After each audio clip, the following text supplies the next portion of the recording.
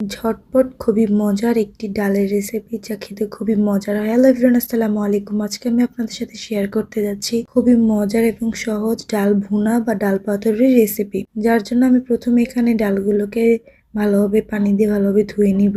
ধোয়া হয়ে গেলে আমি এখানে দিয়ে দিব পরিমাণ মতো পেঁয়াজ কুচি এন্ড সামান্য পরিমাণ রসুন কুচি। তারপর আমি দিয়ে দিব পরিমাণ মতো কাঁচামরিচ কুচি, কেটে রাখা টমেটো, তারপর দিয়ে দিব সামান্য পরিমাণ রসুন বাটা, লবণ, পরিমাণ মতো হলুদের গুঁড়া, পরিমাণ মতো মরিচের গুঁড়া। তারপর আমি এখানে দিয়ে দিব পরিমাণ মতো তেল দিয়ে সবগুলো উপকরণ ভালোভাবে ডালের সাথে মেখে নেব। এবার ডালগুলোকে সিদ্ধ হওয়ার জন্য পরিমাণ মতো পানি দিয়ে আমি ডালগুলো চুলার মধ্যে বসিয়ে দিব। তারপর কিছুক্ষণ পর ডালগুলো যখন এই পর্যায়ে সিদ্ধ হয়ে আসবে তখন আমি কিছু পরিমাণ ধনিয়া পাতা দিয়ে নামিয়ে নিব এবং শেষ হয়ে যাবে আমার খুবই মজার ডাল পাতুরি বা ডাল ভুনার রেসিপি। আপনারা চাইলে ঝটপট বাসায় এটি বানিয়ে নিতে পারেন। রেসিপিটি ভালো লাগলে বাসায় ট্রাই করে দেখবেন। ভিডিওটি ভালো লাগলে ফলো এবং সাবস্ক্রাইব করে পাশে থাকবেন। আসসালামু আলাইকুম, আল্লাহ হাফেজ।